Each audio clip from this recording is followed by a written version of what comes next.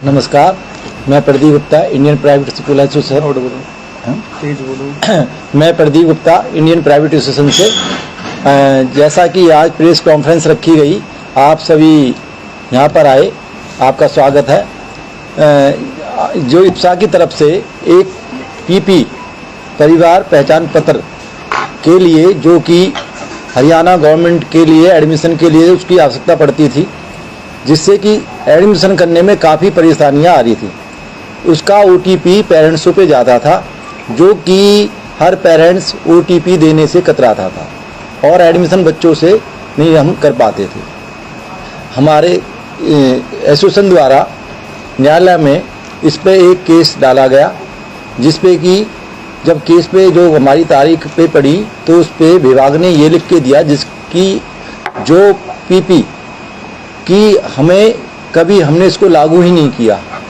और यह जो केस डाला गया हमारे लीगल एडवाइजर तरुण अरोड़ा द्वारा डाला गया, जिस पे और अच्छी तरह से आपको हमारे एडवोकेट श्री तरुण अरोड़ा जी इसके बारे में आपको पूरा बताएंगे। सरकार के द्वारा एक नियम बनाया गया था, जिसमें गवर्नमेंट ने एक रूल रेगुलेशन बना दिए कि बिना फैमिली आईडी के किसी भी बच्चे का दाखिला किसी भी विद्यालय में नहीं कराया जा सकता।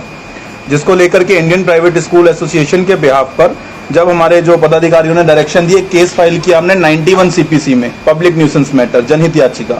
कोर्ट ने 4 लोगों को आरोपी बना करके नोटिस दिए थे, जिसमें सबसे पहले हमारी हरियाणा सरकार, इसके बाद जिला उपायुक्त साहब, हमारी जिला शिक्षा अधिकारी और director secondary education Panchkula Haryana को।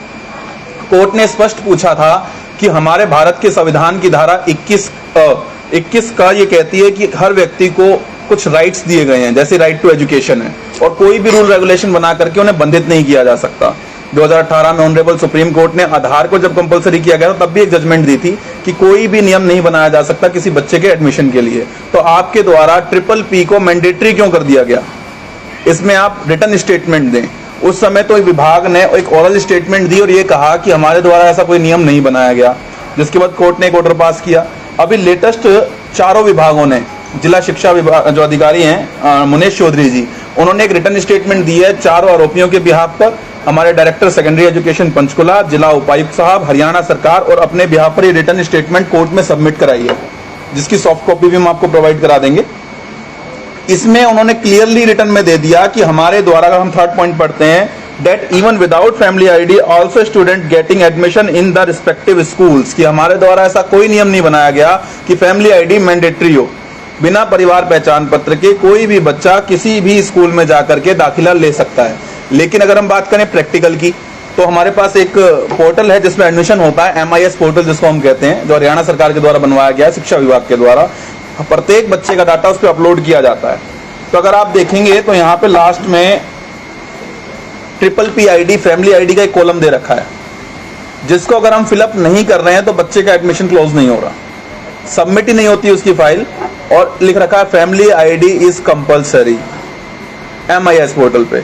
ऐसे में हमारी जिला शिक्षा अधिकारी मुनेश चौधरी ना केवल आम जनता के साथ खिलवाड़ कर रही हैं, बल्कि कोर्ट को भी गुमराह करने का काम कर रही हैं। ऑन रिटर्न वो एक वेरिफिकेशन देती हैं कि हमारे द्वारा जो स्टेटमेंट दी गई कि कंपलसरी नहीं है PPP बच्चों के एडमिशन के लिए, ये क्लियरली सच है।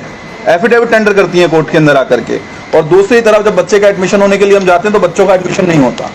तो हरियाणा सरकार की जो दोहरी नीतियां हैं, या हम ये कहें कि जिला शिक्षा अधिकारी कोर्ट को गुमराह करते हुए आम बच्चों के शिक्षा के अधिकार का हनन कर रही है, तो वो गलत नहीं होगा।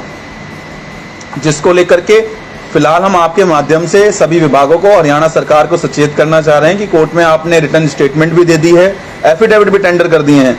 अगर आपने ये टेंडर किया है तो उसको जमीनी लेवल पे लेके आइए, पोर्टल पे इसका जो कंपलसरी रिक्वायरमेंट ऑप्शन है उसको हटाइए, अन्यथा कोर्ट ऑफ कंटेप्ट का मामला दर्ज करवाना पड़ेगा।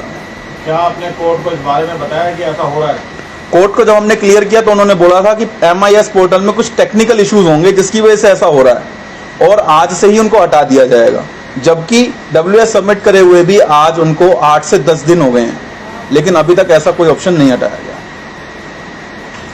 हमारी कोर्ट ऑफ कंटेप्ट की याचिका तैयार है, रिट पिटीशन हाई कोर्ट में जाने के लिए तैयार है, लेकिन हम इस मामले में इसलिए इंतजार कर रहे हैं, हम नहीं चाहते कि किसी भी अधिकारी का तबादला हो या किसी भी अधिकारी की नौकरी पर गाज गिरे। लेकिन बात यह है कि आम छात्र जिनका दाखिला होना चाहिए वो दाखिला नहीं हो पा रहा।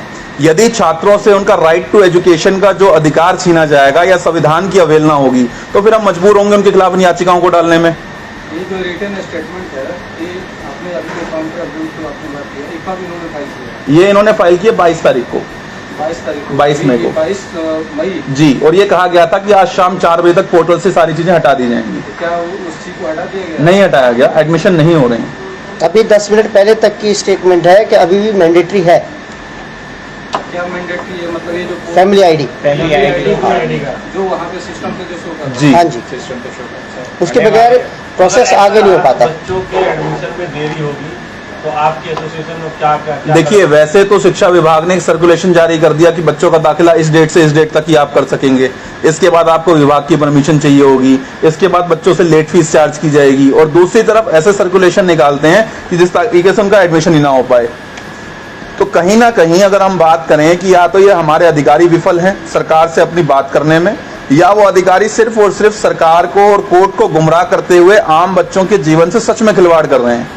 इसकी जो भी सच्चाई है या तो खुद आकर के इसको क्लियर करें, अदरवाइज मजबूरी में हम जब रिट पिटीशन दायर करेंगे तो सारी चीजें क्लियर होकर के आ जाएंगी। शिक्षा विभाग को कोई टाइम फ्रेम दे रहे हैं इसको ठीक करने के लिए या जी 7 दिन का समय हम देना चाह रहे हैं आप लोगों के माध्यम से। 7 दिन के अंदर हमारे ये जो मुनेश चौधरी जी हैं डिस्ट्रिक्ट एजुकेशन ऑफिसर, इसके अलावा जो हमारे डायरेक्टर साहब हैं पंचकुला, हमारे जिला उपायुक्त साहब और माननीय हरियाणा सरकार, हम एक ही निवेदन कर रहे हैं बार बार, आज 2 महीने हो गए निवेदन करते हुए कि किसी भी तरीके से संविधान का उल्लंघन ना करें, राइट टू एजुकेशन का उल्लंघन ना करें। बच्चों का ये मौलिक अधिकार है शिक्षा प्राप्त करना। तो आप ये कहना चाह रहे हैं कि एक कॉन्ट्रडिक्शन है, क्योंकि अब्दुल को इन्होंने ये दे दिया कि भाई हम इसको राइट टू एजुकेशन में ऐसा कुछ भी नहीं है जी। दूसरी तरफ सिस्टम पे ये शो कर रहा है कि ये इट इज मैंडेटरी। जी जी जी, बिल्कुल बिल्कुल, आपके कहने का मतलब ये कि कॉन्ट्रडिक्शन है, मतलब बिल्कुल। आप कुछ और कह रहे हैं और एक्चुअल में कुछ और है, एक्चुअल में फैक्ट कुछ और है।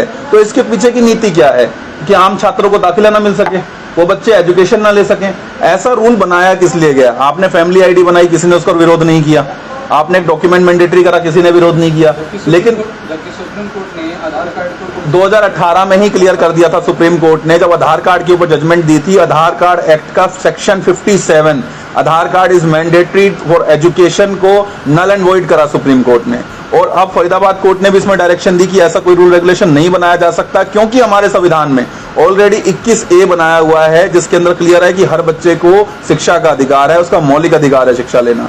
लेकिन हमारे शिक्षा अधिकारी इस चीज को समझना नहीं चाह रहे हैं, या फिर समझते हुए भी आम जनता के साथ खिलवाड़ करना चाह रहे हैं। 7 दिन में अगर नहीं हुआ है सोल्यूशन तो अगला कदम क्या है? 7 दिन के अंदर यदि कोई कार्रवाई नहीं होती है तो हमें मजबूरन रिट पिटीशन दायर करनी होगी, जिसके अंदर हम सबसे पहले पार्टी बनाएंगे मुनेश चौधरी को, जो जिला शिक्षा अधिकारी हैं, क्योंकि WS उन्होंने ही वेरीफाई करके फाइल किया है। और उन्होंने ये बोला है कि ये जो WS तैयार किया गया है ये डायरेक्टर एजुकेशन के हैं जो पंचकुला से, उनके द्वारा तैयार करवाया गया है। और DC साहब ने हमें परमिशन दी है इसको फाइल करने की, चारों विभागों से जांच करवा करके तब हमने फाइल किया है। हमारे द्वारा ऐसा कोई रूल रेगुलेशन नहीं है, ऑन रिटर्न है, आप देख सकते हैं। ये कुल 7-8 पेजों का रिप्लाई है, जिसमें क्लियरली उन्होंने मेंशन कर रखा है, हर जगह मेंशन करा है। और यहाँ तक कि कोर्ट से ये भी बोला है कि ये वाद चलाने योग्य ही नहीं है, क्योंकि इंडियन प्राइवेट स्कूल एसोसिएशन ने ये बोला है कि बिना फैमिली आईडी के एडमिशन नहीं होगा, जबकि हमारे द्वारा ऐसा कोई नियम ही नहीं बनाया गया और एडमिशन आराम से हो रहे हैं बिना फैमिली आईडी के भी। तो इसलिए इस केस को ही नल एंड वॉइड करके खारिज किया जाए कि ऐसा केस चलाने योग्य ही नहीं जब ऐसा कोई नियम नहीं है। तो अगर नियम नहीं है तो बच्चों का दाखिला क्यों नहीं हो रहा? अगर नियम नहीं है तो पोर्टल पे वो रिक्वायर्ड क्यों दिखा रहा है? आप कब तक इंतजार करेंगे याचिका डालने, कंटेम्प्ट की याचिका कब तक डालेंगे? देखिए, हमने 7 दिन का जो समय आज निर्धारित किया, आज 26 तारीख है, 2 जून तक हम वेट करेंगे, 3 जून को रिट पिटीशन दायर कर दी जाएगी। कितनी एसोसिएशन आपके साथ जुड़ी हुई है? Sir, Indian private school association एक इंडिया लेवल की एसोसिएशन है, जिसमें इंडिया के हजारों स्कूल जुड़े हुए हैं, और इंडियन प्राइवेट स्कूल एसोसिएशन ही इस केस को आगे फाइल करेगी। फरीदाबाद में कितने स्कूल? फरीदाबाद के अंदर अगर हम बात करें तो कुल 250+ स्कूल से इसके मेंबर्स हैं। सारे साथ में? बिल्कुल साथ में है, जो मेंबर्स है साथ में है, क्योंकि इब्सा के बैनर तले ही सारे काम हो रहे हैं। इसमें इंडिविजुअल किसी स्कूल का कोई रोल नहीं है, क्योंकि इब्सा का कहना यह है कि इससे प्राइवेट स्कूल्स को दिक्कत नहीं है, दिक्कत उन स्टूडेंट्स को है जिनका एडमिशन होना है। स्कूल तो एक रूल रेगुलेशंस का फॉलो पकड़ा देगा कि आप लेकर के आइए फैमिली आईडी, तभी हम आपका एडमिशन लेंगे। लेकिन बच्चों के पास अगर फैमिली आईडी नहीं है, हरियाणा स्टेट ने ही फैमिली आईडी का काम शुरू किया, आप सभी जानते हैं। अगर कोई बच्चा यूपी से आया जिसके पास फैमिली आईडी नहीं है, उसका दाखिला कैसे होगा? कोई दिल्ली से आया, उसका दाखिला कैसे होगा? राइट टू एजुकेशन का मतलब ये होना चाहिए कि आपको जब राइट दे दिया एजुकेशन का, और सुप्रीम कोर्ट बार बार अपनी जजमेंटों में ये कहता है कि ऐसा कोई नियम सरकारें ना बनाए जिससे किसी का शिक्षा का अधिकार का हनन हो, तो फिर किस लिए ये रूल?